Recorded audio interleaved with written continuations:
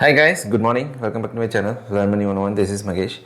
இன்னைக்கு நம்ம பேச போகிறது ரொம்பவே இன்ட்ரெஸ்டிங்கான ஒரு டாபிக். இந்த டிவிடெண்ட் இன்கம் அப்படின்றது நிறைய பேருக்கு பார்த்தீங்கன்னா ஒன் ஆஃப் த பேசிவ் இன்கமாக இருந்துட்டு இருக்கு. ரொம்பவே ஃபேமஸான இன்வெஸ்டர் மிஸ்டர் வாரன் பஃபட் இந்த டிவிடெண்ட் இன்கம் மூலியமாக மட்டுமே மோர் தென் $6 பில்லியன் கலெக்ட் பண்ணுறாரு. அதாவது இது இந்தியன் கரன்சி கன்வர்ஷனில் ஆல்மோஸ்ட் 50,000 crores. அஸ் அ பிகினராக நீங்களும் இந்த மாதிரி ஒரு டிவிடெண்ட் இன்கம் ஜென்ரேட் பண்ணணும் அப்படின்ற ஒரு பிளானில் இருக்கீங்க அப்படின்னா இந்த வீடியோ உங்களுக்கு கண்டிப்பாக யூஸ்ஃபுல்லாக இருக்கும். வீடியோவில் நம்ம டிவிடெண்ட் இன்கம்னா என்ன, அதை கம்பெனிஸ் எப்படி பே பண்ணுறாங்க, இந்த ஒரு வீடியோவுக்கு நான் ஐடென்டிஃபை பண்ணிக்கிற டிவிடெண்ட் ஸ்டாக்ஸ்லாம் என்ன, ஸோ இந்த ஒரு டிவிடெண்ட் ஸ்டாக்ஸை நான் எந்தெந்த க்ரைட்டீரியாவை யூஸ் பண்ணி ஷார்ட்லிஸ்ட் பண்ணேன் அண்ட் டிவிடெண்ட் ஸ்டாக்ஸில் இன்வெஸ்ட் பண்ணும்போது நீங்கள் கண்டிப்பாக கவனிக்க வேண்டிய விஷயங்கள்லாம் என்னென்ன. நீங்கள் ஒரு லோ இன்கம் கேட்டகரியில் இருக்கீங்க, உங்களால் ஒரு கம்மியான அமௌண்ட்டு தான் ரெகுலராக இன்வெஸ்ட் பண்ண முடியும்.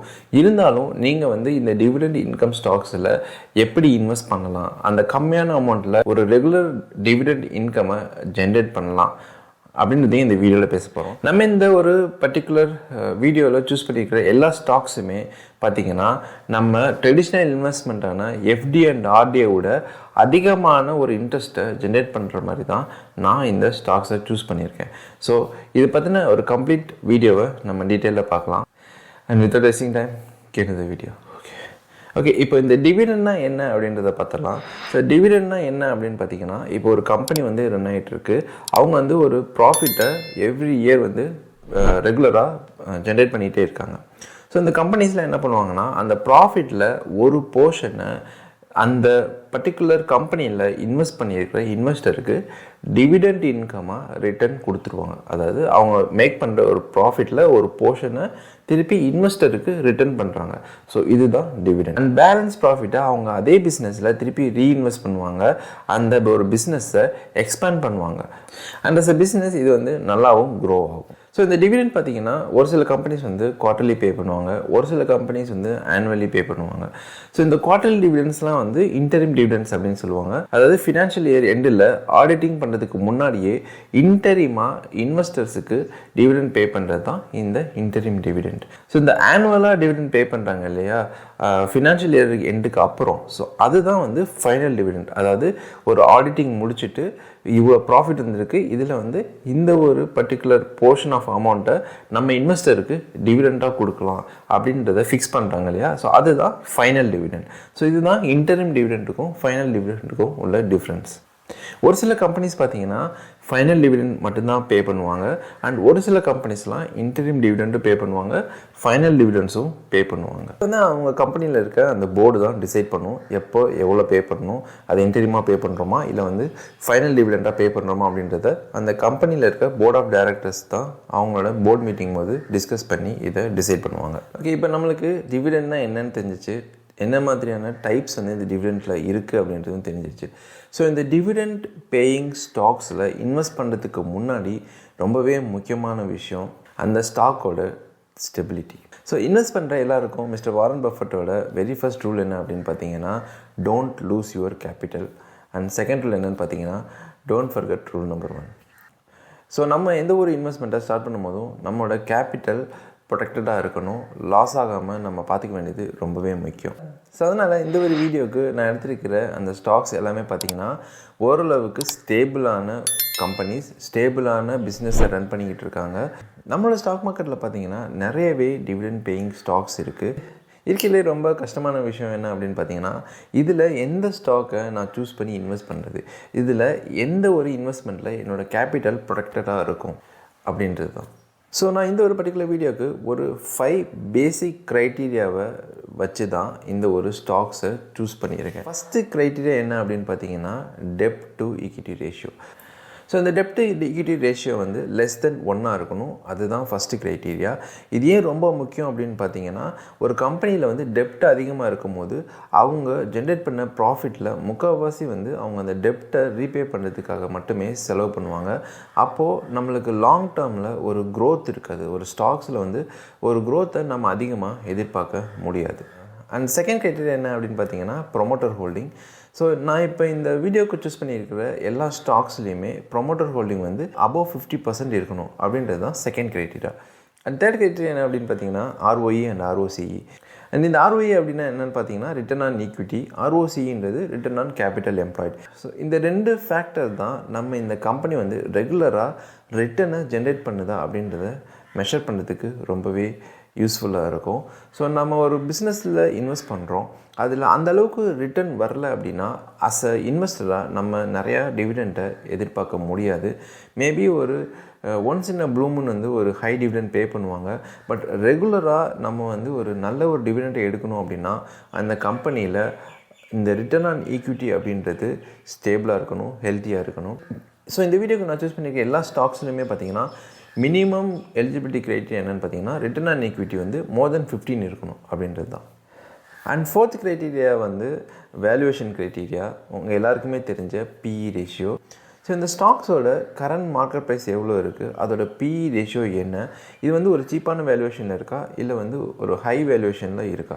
ஏன்னா நம்ம ஹை வேல்யூவேஷனில் இருக்கும்போது இந்த ஒரு பர்டிகுலர் ஸ்டாக்கில் இன்வெஸ்ட் பண்ணோம் அப்படின்னா நம்மளுக்கு மேபி டிவிடெண்ட் இன்கம் கிடைக்கும். பட் இந்த ஸ்டாக்கோட அப்ரிஷியேஷன், ப்ரைஸ் அப்ரிஷியேஷன் வந்து கிடைக்காம போகிறதுக்கு நிறையவே வாய்ப்பு இருக்குது.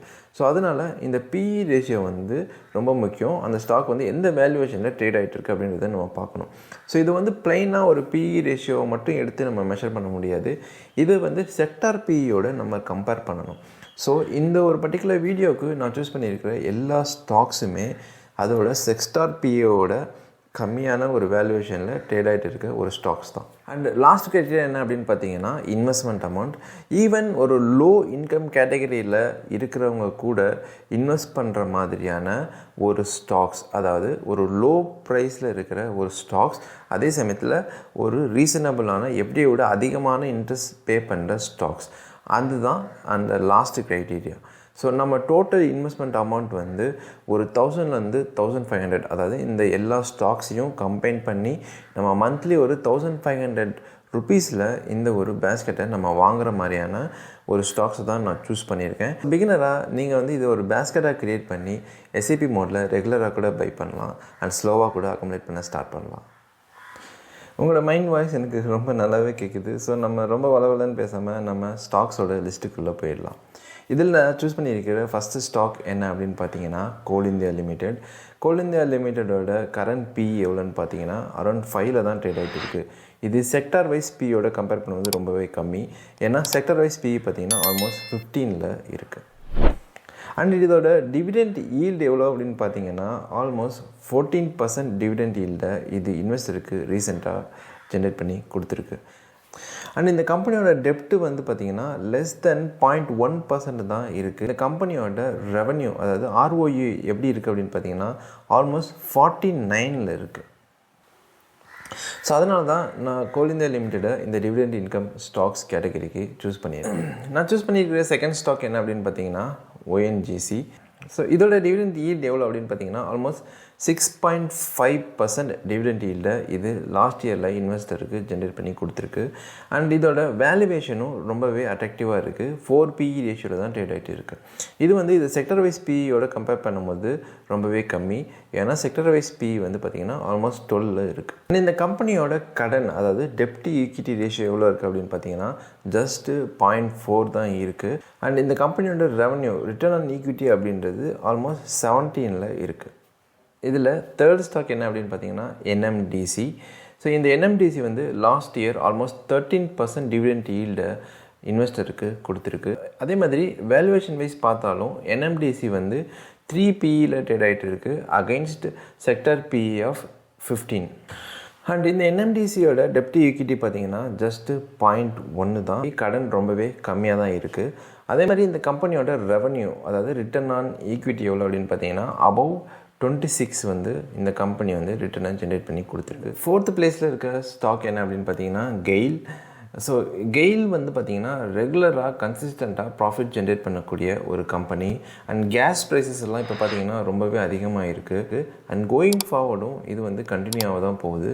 ஸோ அதனால் இந்த கம்பெனியை இந்த ஒரு பர்டிகுலர் ஸ்டாக் செலெக்ஷனுக்கு நான் சூஸ் பண்ணியிருக்கேன். அண்ட் இந்த கம்பெனி லாஸ்ட் இயரில் ஆல்மோஸ்ட் 6% டிவிடெண்ட் ஈல்டை இன்வெஸ்டருக்கு கொடுத்துருக்காங்க. அதே மாதிரி இதோட கரண்ட் வேல்யூவேஷன் பார்த்திங்கன்னா அரௌண்ட் 5 PEயில் தான் ட்ரேட் ஆகிட்டு இருக்குது. அண்ட் இந்த கம்பெனிக்கும் டெப்ட் ரொம்பவே கம்மி, அதாவது 0.1 தான் கம்பெனியோட டெப்ட் இருக்குது. அதே மாதிரி இந்த கம்பெனியோட ரெவன்யூ ரிட்டர்ன் ஆன் ஈக்விட்டி வந்து பார்த்திங்கன்னா ஆல்மோஸ்ட் 19ல் இருக்குது. அண்ட் இந்த ஒரு பர்டிகுலர் பேஸ்கெட்டுக்கு நான் சூஸ் பண்ணிக்கிற லாஸ்ட் கம்பெனி என்ன அப்படின்னு பார்த்தீங்கன்னா IOC, Indian oil corporation. And இந்த கம்பெனி வந்து லேட்டஸ்ட்டாக இன்வெஸ்டருக்கு ஆல்மோஸ்ட் 9% டிவிடெண்ட் ஈல்டை கொடுத்துருக்காங்க. அதே மாதிரி இதோட கரண்ட் வேல்யூவேஷன் வந்து 4 PEல ட்ரேட் ஆகிட்டு இருக்குது அகெயின்ஸ்ட் செக்டார் PE ஆஃப் 12. அதாவது செக்டார் PE வந்து பார்த்திங்கன்னா 12ல் இருக்குது. அண்ட் இதோட கரண்ட் வேல்யூவேஷன் வந்து 4ல் தான் ட்ரேட் ஆகிட்டு இருக்குது. ஸோ ஒரு ரீசனபிளான வேல்யூவேஷனில் தான் ஐஓசி லிமிடெட் வந்து இப்போது கரண்ட்டாக ட்ரேட் ஆகிட்டு இருக்குது. அண்ட் இந்த கம்பெனியோட டெப்ட் வந்து நம்ம இப்போ பார்த்த மற்ற ஸ்டாக்ஸோட கம்பேர் பண்ணும்போது கொஞ்சம் அதிகமாக தான் இருக்குது. அண்ட் இதை நம்ம டீட்டெயில்டாக அனலைஸ் பண்ணால் தான் நம்மளுக்கு இதோட டெப்ட் வந்து ஏன் ஹையாக இருக்குன்றதை நம்ம அண்டர்ஸ்டாண்ட் பண்ணிக்க முடியும். பட் நம்மளோட செலெக்ஷன் க்ரைட்டீரியாவுக்குள்ளே இந்த ஒரு பர்டிகுலர் ஸ்டாக் வருது, அதனால் இது நம்ம எடுத்துருக்குறோம்.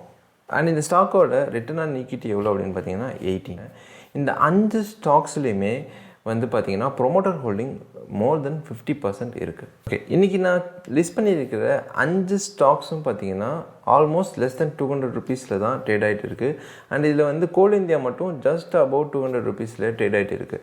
ஸோ இது வந்து எந்த ஒரு இன்கம் கேட்டகரியில் இருக்கிறவங்களும் இன்வெஸ்ட் பண்ணக்கூடிய ஒரு லிஸ்ட் ஆஃப் ஸ்டாக்ஸ் தான் இந்த ஒரு பர்டிகுலர் வீடியோவுக்கு நான் எடுத்திருக்கேன். இப்போ நம்ம இந்த மாதிரி ஸ்டாக்ஸில் பல்காக இன்வெஸ்ட் பண்ணுறதுக்கு நம்மள்கிட்ட கேபிட்டல் இல்லை, அதாவது ஒரு 1 லேக்கோ 5 லேக்கோ இன்வெஸ்ட் பண்ணுறதுக்கு நம்மளுக்கு ஒரு கேபிட்டல் இல்லை அப்படின்னா இதை வந்து ஒரு பேஸ்கெட்டாக க்ரியேட் பண்ணி எப்படி ஒரு ஸ்மால் இன்வெஸ்டர் கூட ரெகுலராக இன்வெஸ்ட் பண்ண முடியும் அப்படின்றத நான் உங்களுக்கு இப்போ காமிக்கிறேன். ஓகே, நான் இப்போது என்னோடய ஜெரோதா அக்கௌண்ட்டில் லாகின் பண்ணியிருக்கேன்.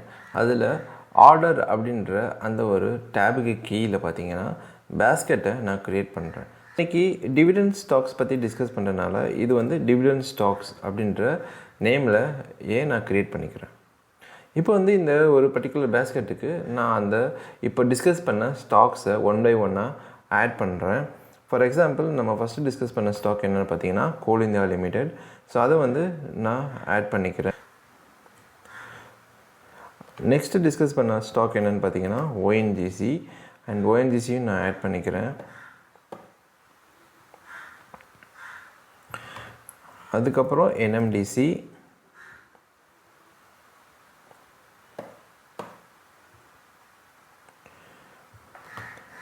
தென் கெயில் இந்தியா லிமிடெட்,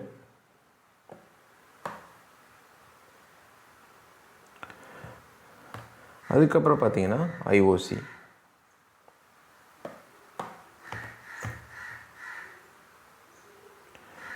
ஓகே, நம்ம இப்போ டிஸ்கஸ் பண்ண 5 ஸ்டாக்ஸையும் நான் இந்த ஒரு பர்டிகுலர் பேஸ்கெட்டில் ஆட் பண்ணிட்டேன்.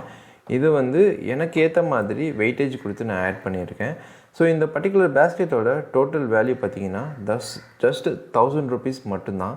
ஸோ நீங்கள் வந்து ஒரு லோ இன்கமில் இருக்கீங்க அப்படின்னா கூட இந்த 1000 ருபீஸ் பேஸ்கெட்டில் ஒரு ரெகுலர் எஸ்ஐபியை உங்களால் பண்ண முடியும். அது மூலயமா லாங் டேர்மில் உங்களுக்கு நல்ல ஒரு டிவிடெண்ட் இன்கமும் கிடைக்கும். ஓகே, ஸோ இந்த ஒரு பேஸ்கெட்டை நான் க்ரியேட் பண்ணிட்டேன். இந்த ஒரு பேஸ்கெட்டை நான் எப்படி எஸ்ஐபி ஆர்டராக போடுறது அப்படின்னு பார்த்தீங்கன்னா இங்கே எஸ்ஐபி அப்படின்ற டேபில் போயிருங்க.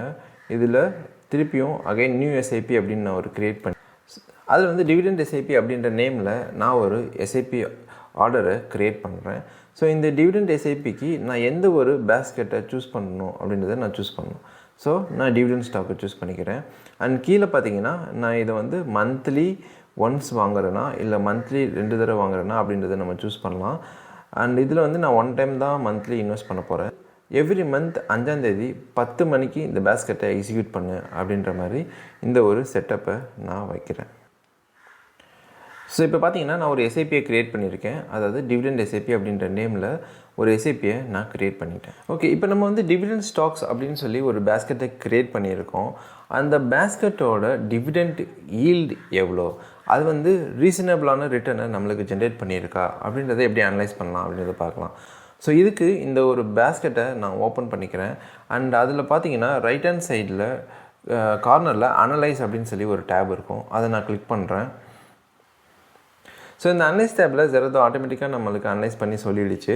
அண்ட் லாஸ்ட் 1 இயரில் பார்த்தீங்கன்னா நம்மளோட பேஸ்கெட் வந்து நிஃப்டி 50யை அவுட் பர்ஃபார்ம் பண்ணியிருக்கு. இது வந்து நீங்கள் எந்த ஒரு பெஞ்ச் மார்க் கூடயும் நீங்கள் கம்பேர் பண்ணிக்கலாம். ஸோ நிஃப்டி 100க்கு அகேன்ஸ்டாகவும் நல்ல ஒரு ரிட்டர்னை ஜென்ரேட் பண்ணியிருக்கு. ஸோ இது வந்து ஒரு வேல்யூ பேஸ்டு ரிட்டர்ன், அதாவது ஸ்டாக் ப்ரைஸ் வந்து எவ்வளோ க்ரோ ஆகிருக்கு நிஃப்டியை கம்பேர் பண்ணும்போது அப்படின்றது மட்டும்தான். இதில் ரைட் ஹேண்ட் சைடு பார்த்தீங்கன்னா இதோட கீ மெட்ரிக்ஸ் வந்து அவங்க ஷேர் பண்ணியிருப்பாங்க. அதாவது நம்மளோட ஸ்டாக்ஸ் பார்த்திங்கன்னா லாஸ்ட் அந்த 1 இயரில் இன் அன் ஆவரேஜ் 10% டிவிடெண்டை ஜென்ரேட் பண்ணி கொடுத்துருக்கு. அதாவது நம்ம இப்போ டிஸ்கஸ் பண்ண இந்த 5 ஸ்டாக்ஸும் ஒரு பர்டிகுலர் ரேஷியோவில் நான் ஒரு பேஸ்கெட் க்ரியேட் பண்ணேன் இல்லையா. ஒரு 1 இயருக்கு முன்னாடி நான் ஸ்டார்ட் பண்ணி ஒரு 10 lakhs நான் அதில் இன்வெஸ்ட் பண்ணியிருந்தேன் அப்படின்னா எனக்கு அதில் 1 lakh டிவிடெண்ட் இன்கமும் கிடச்சிருக்கும். அதே மாதிரி நிஃப்டியை விட கம்பேர் பண்ணும்போது எனக்கு 8% ரிட்டர்னையும் எனக்கு எக்ஸ்ட்ரா ஜென்ரேட் பண்ணி கொடுத்துருக்கும் இந்த ஒரு பர்டிகுலர் பேஸ்கெட்.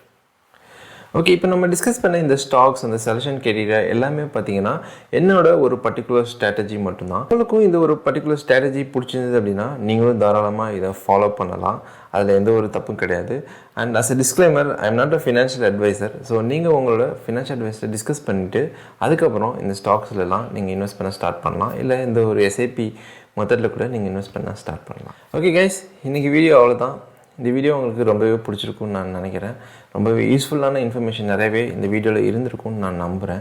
இந்த வீடியோ உங்களுக்கு ரொம்பவே பிடிச்சிருந்தது அப்படின்னா இந்த வீடியோவுக்கு ஒரு லைக்கை போட்டு விடுங்க. அதே மாதிரி இந்த வீடியோ யாருக்கு யூஸ்ஃபுல்லாக இருக்குன்னு நினைக்கிறீங்களோ அவங்களுக்கு இந்த வீடியோவை ஃபார்வர்ட் பண்ணுங்கள். அண்ட் நம்ம வீடியோவை பார்க்குற நிறைய பேர் பார்த்திங்கன்னா இன்னும் சப்ஸ்கிரைப் பண்ணாமையே பார்த்துட்டு வரீங்க. இந்த வீடியோ உங்களுக்கு ரொம்ப பிடிச்சிருந்ததுன்னா கண்டிப்பாக நம்ம சேனலை சப்ஸ்கிரைப் பண்ணுங்கள். நான் உங்களை நெக்ஸ்ட் வீடியோவில் பார்க்குறேன். பாய்.